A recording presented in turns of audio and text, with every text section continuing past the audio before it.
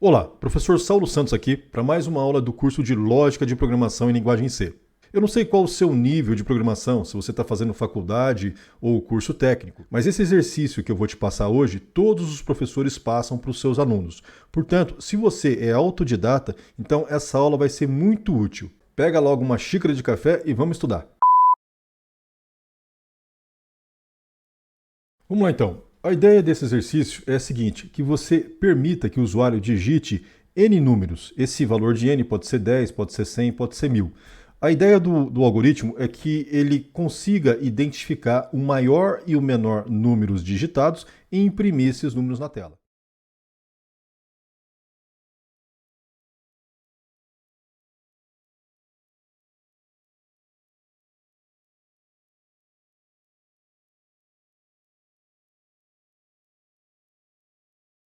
Na verdade, a ideia desse algoritmo, ele nasceu de outros algoritmos mais simples que a gente acaba ensinando para os alunos quando eles estão começando a trabalhar com estruturas de decisão.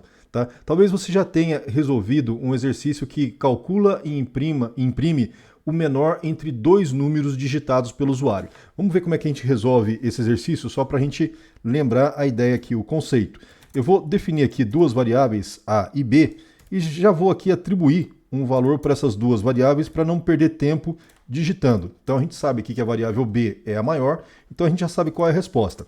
Mas a solução para esse exercício simplesmente é essa. Eu verifico que se o valor de A é maior que o valor de B, se o A for maior que o B, eu mando imprimir aqui o valor de A. Caso contrário, eu mando imprimir aqui o valor de B. E aí está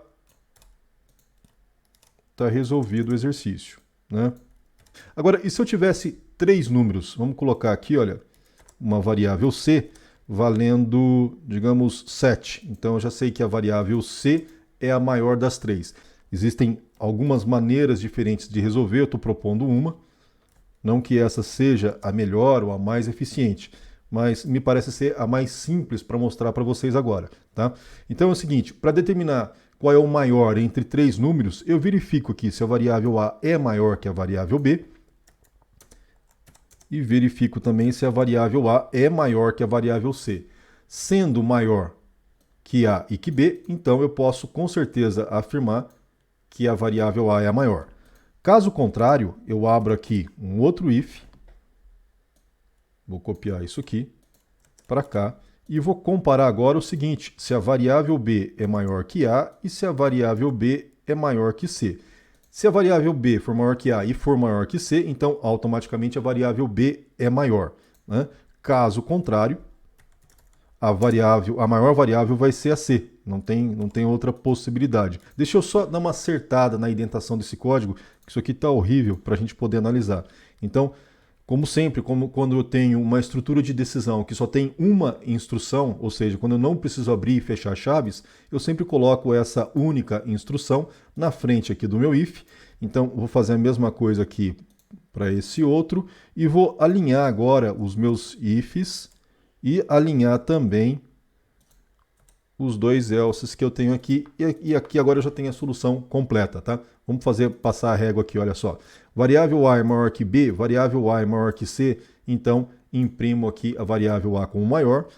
Caso contrário, eu executo o else, variável B é maior que A, variável B é maior que C, imprimo variável B como maior. Caso contrário, se não for nem o A nem o B, com certeza é o C. E assim eu posso sucessivamente crescer esse algoritmo para 4, 5 ou 6 variáveis, né? Só que a gente percebe que essa quantidade aqui de comparações começa a ficar muito grande e isso vai ser um inconveniente. Então não dá para a gente continuar resolvendo esse tipo de exercício quando esse valor de n aqui aumenta para um número que fica inviável. É aí que vem a proposta do exercício, tá? Ou seja, eu vou permitir que o usuário digite 10, 20, 30 números, tá?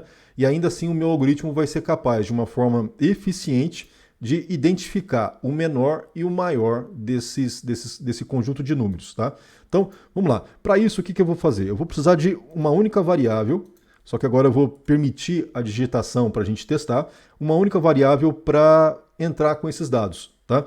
E eu vou precisar de uma variável de controle para contar a quantidade de números que eu quero digitar, né? Então, digamos que eu quero fazer esse teste com 5 números, tá?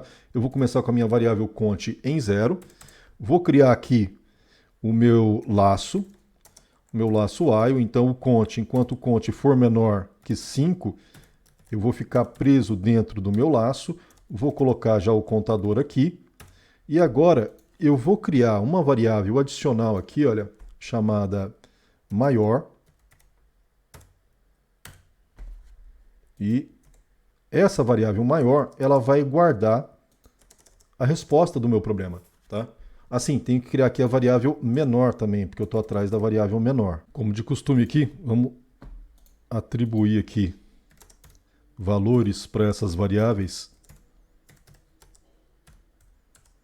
Essa é uma boa prática aí para evitar erros futuros. Mesmo que você saiba que você vai entrar com um valor para essa variável, se você se habituar a fazer isso, você nunca vai cometer o erro de criar uma variável, esquecer de atribuir um valor para ela, e como essas variáveis elas são locais, a linguagem C não inicializa essas variáveis em 0, então você não corre o risco do compilador inserir algum lixo e você ter inconsistências aí de resultados no seu código, e são inconsistências difíceis de se achar, tá? Então, por isso é importante. Declarar uma variável, atribui o 0 para ela. Não vai fazer mal algum. Bom, mas vamos aí, vamos dar sequência, tá? O que eu vou fazer aqui na lógica do exercício? Primeiro eu vou apagar essa parte aqui de baixo, que eu não preciso mais.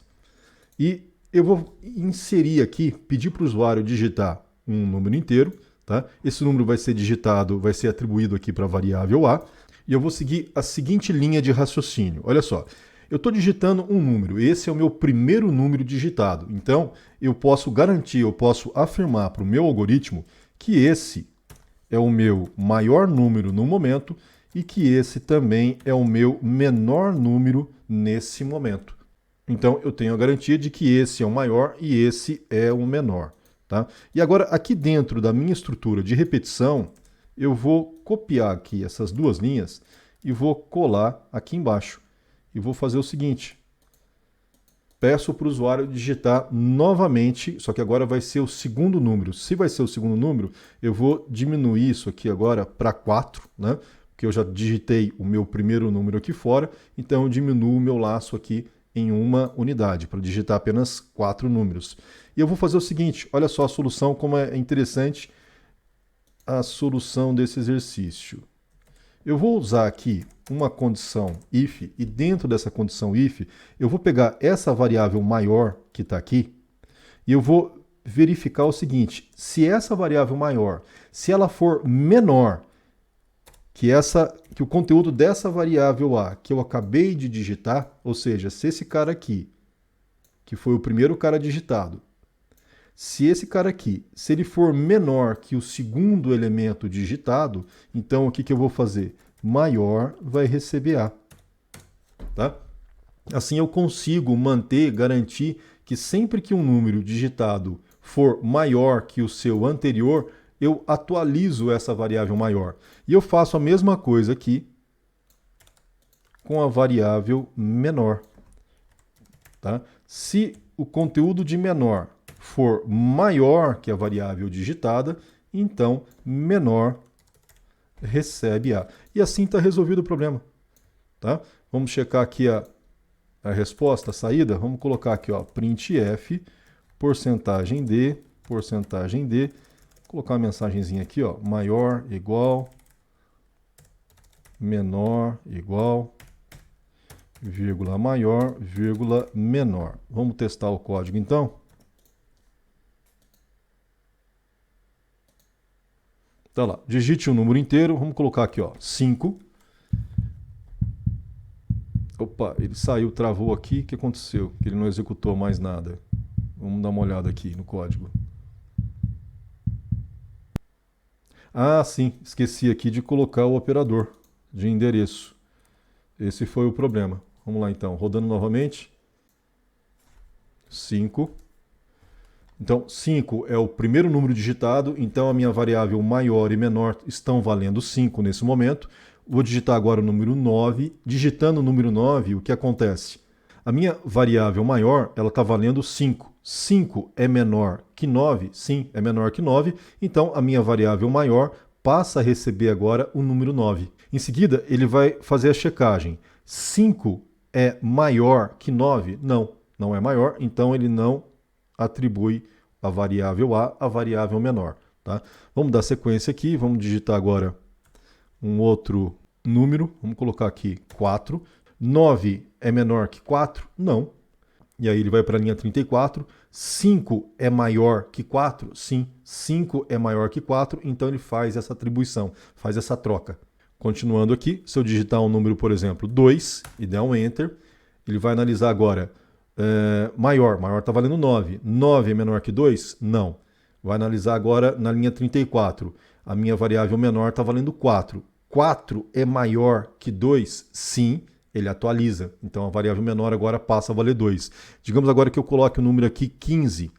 Dou um Enter. Então ele sai já mostrando para mim, olha, que o número maior é o 15 e que o número menor é o 2. Tá? Por que ele atualizou aqui o 15?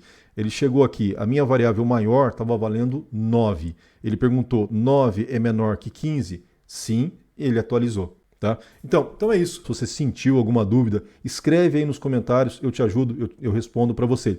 Agora, se você achou legal essa aula, então eu vou te pedir, dá um like, se inscreve no canal e compartilhe esse vídeo com seus colegas de classe. Isso vai ajudar muito o canal. É isso. Espero então você na nossa próxima aula.